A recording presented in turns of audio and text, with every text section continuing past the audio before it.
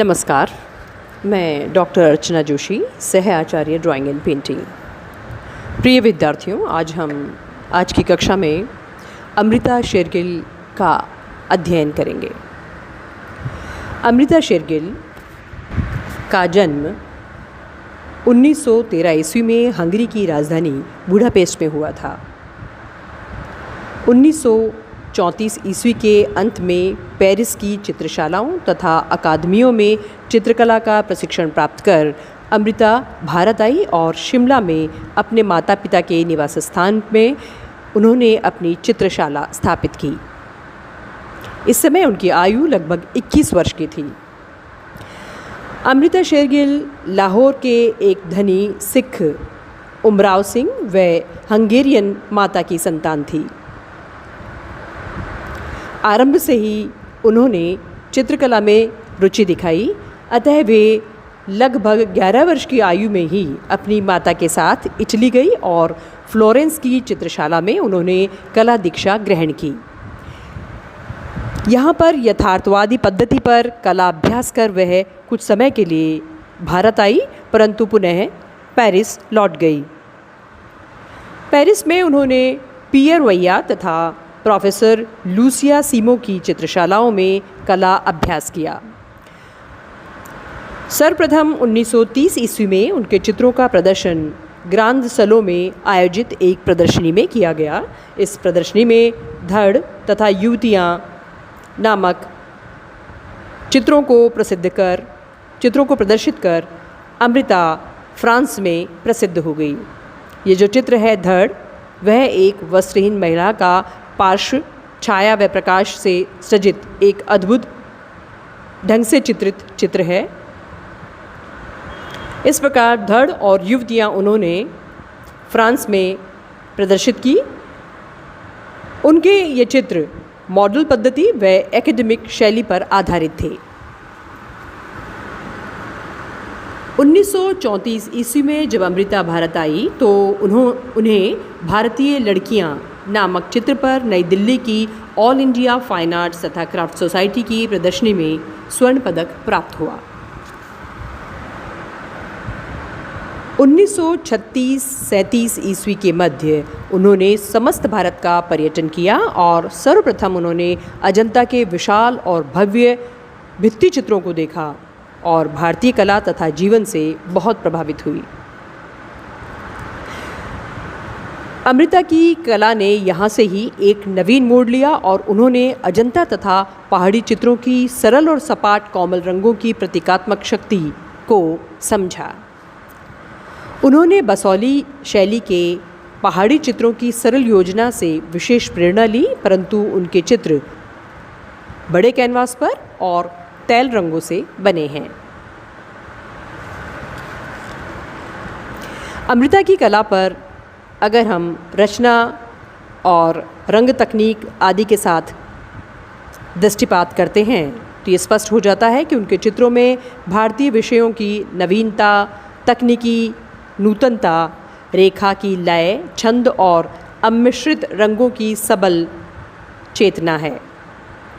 सतत प्रयोगों और चिंतन के पश्चात अमृता ने अपनी प्रतिभापूर्ण कला के मार्ग प्रशस्त किए। उनके चित्रों में कुछ महत्वपूर्ण चित्र हैं जो अत्यधिक प्रसिद्ध हुए। वो हैं वधू का श्रृंगार, गणेश पूजा, त्रावणकोर के बालक, स्त्रियां तथा नील वसना। इन चित्रों में उनकी प्रतिभा दर्शनीय है। उनके अनेक चित्रों का संग्रह राष्ट्रीय नूतन कला दीर्घा नई दिल्ली में सुरक्षित है। उनके चित्रों में रंग विधान की नवीनता, चमक और रंगों के अत्यधिक बल या विविध रंगतें भारतीय चित्रकला के लिए एक नवीन अध्याय है। उनके चित्रों में लाल तथा पीले रंगों का सशक्त और आत्म अभिव्यंजक प्रयोग है। उन्होंने स्वयं कहा था कि रंगों को मैं पूजती हूँ। उनके चित्रों में तूलिका स्पर्शों के प्रवाह के साथ साथ धरातल को भरने के लिए बड़े बड़े धरातल खंडों का प्रयोग है। अमृता की महत्वाकांक्षा को यथार्थवाद का आग्रह अनंत सीमा तक प्रभावित कर चुका था। वे कभी भी अपनी कला साधना में अतीत के स्वर्णिम सपनों और कल्पना की उड़ान में नहीं भटकी। आरंभ में उन्होंने भारत की जर्जर ग्रामीण दुखी जनता को अंकित किया और उन्होंने अपने मौलिक रागात्मक तत्व को खोजा। अमृता ने अत्यंत स्थूल और अत्यंत दृश्यात्मक कला के प्रति प्रतिक्रिया दिखाकर अपनी कला का वह नवीन मार्ग चुना जो आज भी भारतीय कला अभ्यासी नवयुवकों के लिए प्रेरणास्पद है।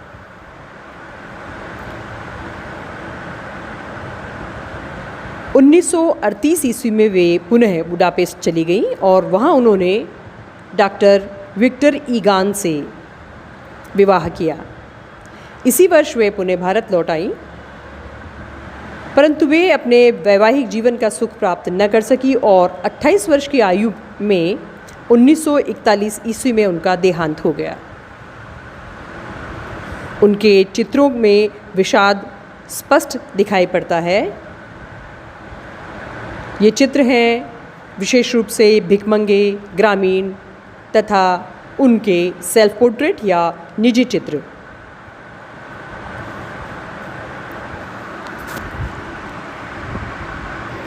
भारतीय आधुनिक कला में अपनी विशेष भूमिका के लिए अमृता शेरगिल हमेशा याद की जाती रहेंगी। आप अध्ययन करते रहें और जानते रहें भारतीय चित्रकला के बारे में। धन्यवाद।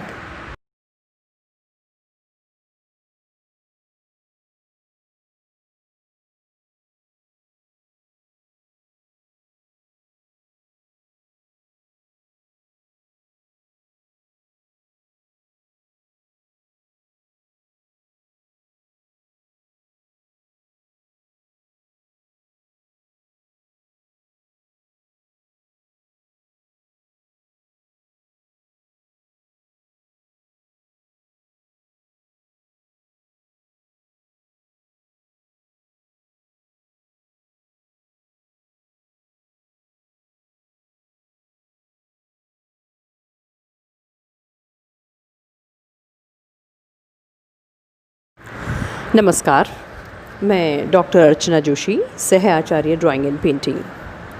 प्रिय विद्यार्थियों, आज की कक्षा में अमृता शेरगिल का अध्ययन करेंगे। अमृता शेरगिल का जन्म 1913 ईस्वी में हंगरी की राजधानी बुडापेस्ट में हुआ था।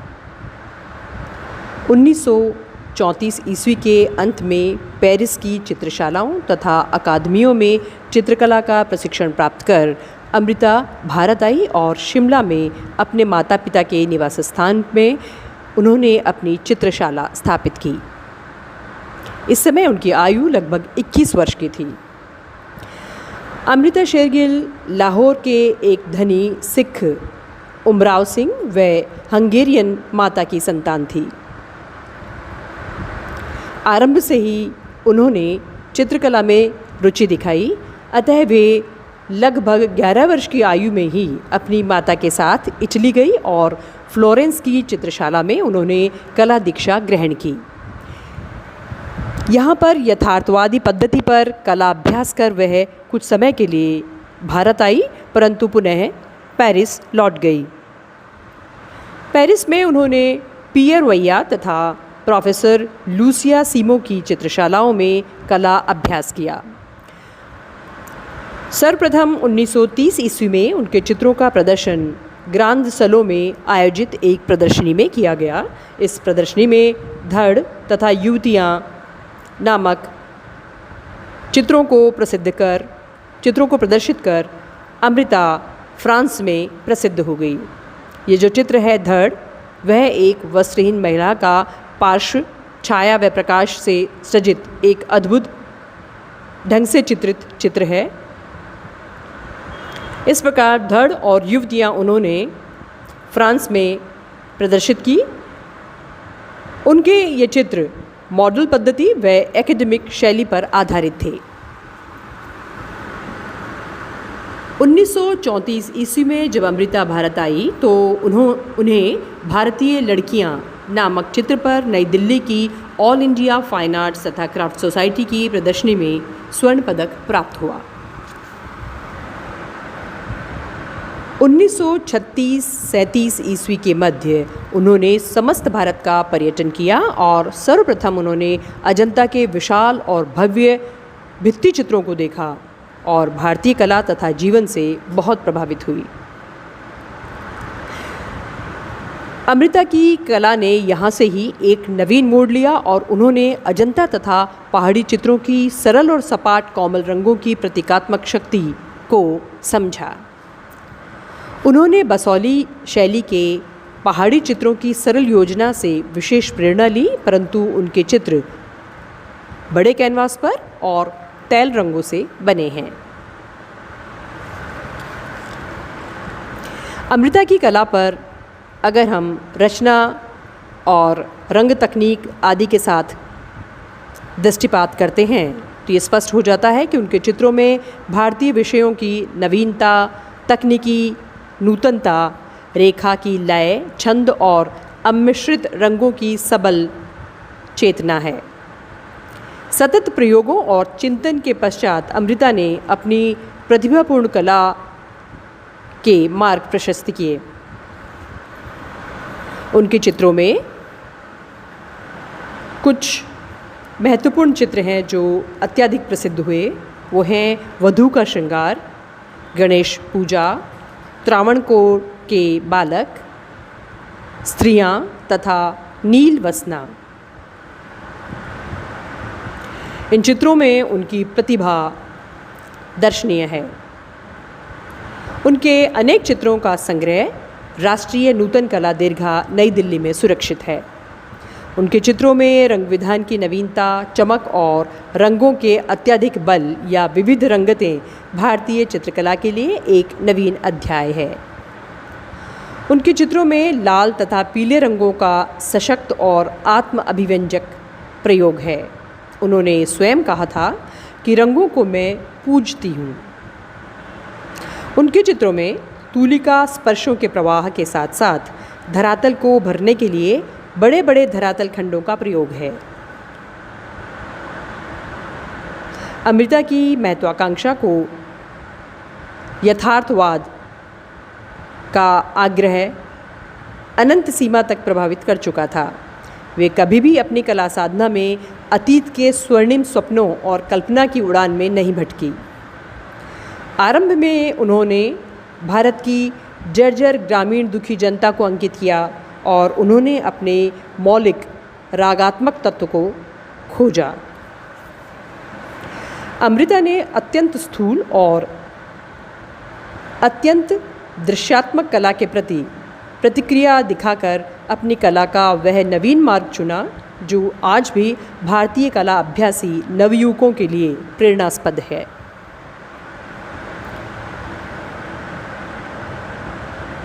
(1938 ईस्वी में वे पुनः बुडापेस्ट चली गईं और वहाँ उन्होंने डॉक्टर विक्टर ईगान से विवाह किया। इसी वर्ष वे पुनः भारत लौट आईं, परंतु वे अपने वैवाहिक जीवन का सुख प्राप्त न कर सकी और 28 वर्ष की आयु में 1941 ईस्वी में उनका देहांत हो गया। उनके चित्रों में विषाद स्पष्ट दिखाई पड़ता है। ये चित्र हैं विशेष रूप से भिखमंगे, ग्रामीण तथा उनके सेल्फ पोर्ट्रेट या निजी चित्र।